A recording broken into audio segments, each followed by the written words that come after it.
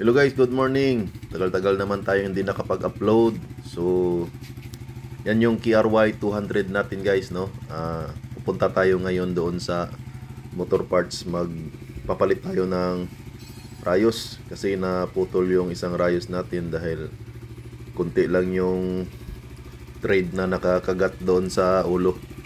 So, pupunta tayo doon. Papalitan natin yung mga maiiksi. No, so na trail na ito, ilang beses ko nang na-trail. So last time pinunasan ko lang, bigla na lang natanggal. So kaya yan guys, no, nandito na tayo sa pagawaan. Tinanggal na natin yung gulong sa likuran. So yan na.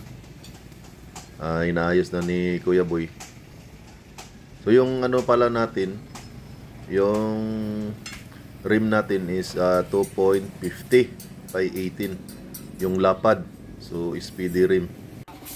So pinalitan ng mga spoke yung sa right side, pinalitan kasi may iksi nga yung tatlong thread lang yung nakakagat sa ulo ng rayos natin. So ayan guys, no. Medyo nahihirapan si Kuya Boy dyan. Pero last time siya din yung nagkabit nito. Pero yung ginamit natin na spoke is yung sa harap mismo ng standard spoke ng Rossi natin. Pero ngayon, pinapalitan ko kasi nga last time natanggal yung isa. So, nung sinilip namin, so marami pala talagang mga rayos na na alanganin.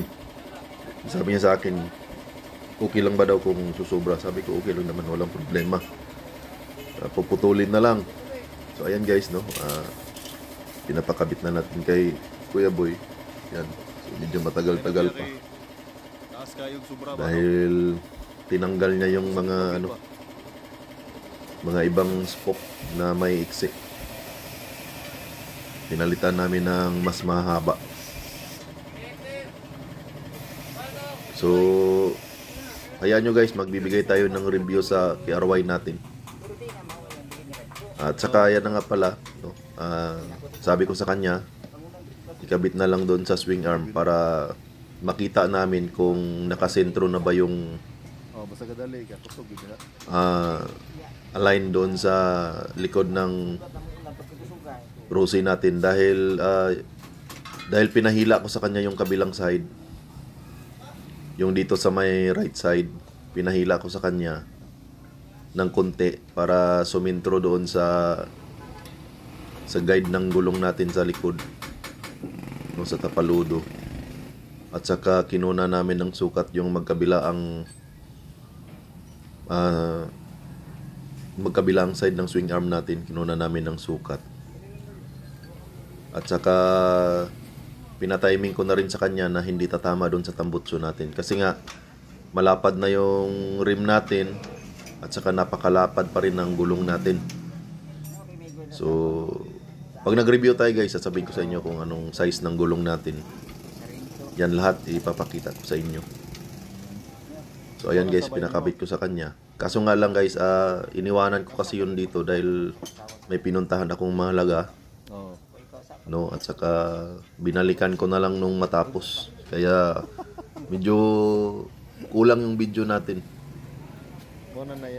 So ayan guys, no. Tinitingnan namin. Pinasukat ko sa kanya para makita ko talaga kung sentro yung gulong sa likod. So yan na yung sight namin. Last time ganun din kasi nung inalign niya last time, hindi niya kinuha yung sentro talaga, tabingi yung gulong nung pagkabit. Kaya yung motor pag tumakbo nakatabangi din. So ngayon medyo okay na. Simula nung nagamit ko siya mag-trail, ganyan na yung niya talaga, sitting niya. So pinatanggal ko lang yung mga rayos na maiksi. Pinapalitan ko ng mas mahaba. So ayan na nga pala guys, no. Tapos na yung align natin, napalitan na ng mga mahabang rayos. So ready for trail na naman siya ulit, no. So, at saka nagpalit na rin pala tayo guys ng tire lock, no, malalaking tire lock. So 2.15 yung kinabit natin na tire lock, dalawa bago. Kasi yung last time na kinabit ko is 1.18 lang. So maliit yung tire lock na yun. So pag nag-flat siya, is tumatabingi yung tire lock. So umiikot yung gulong. So ayan na guys, no. So sana may natutunan na naman tayo kahit papaano. So pasensya na kayo. Ito lang yung motor natin, Rose. So magkakaroon tayo ng review. So guys, sasabihin ko lang sa inyo, pag nagkaroon na tayo ng review, i-update ko lang kayo. Salamat.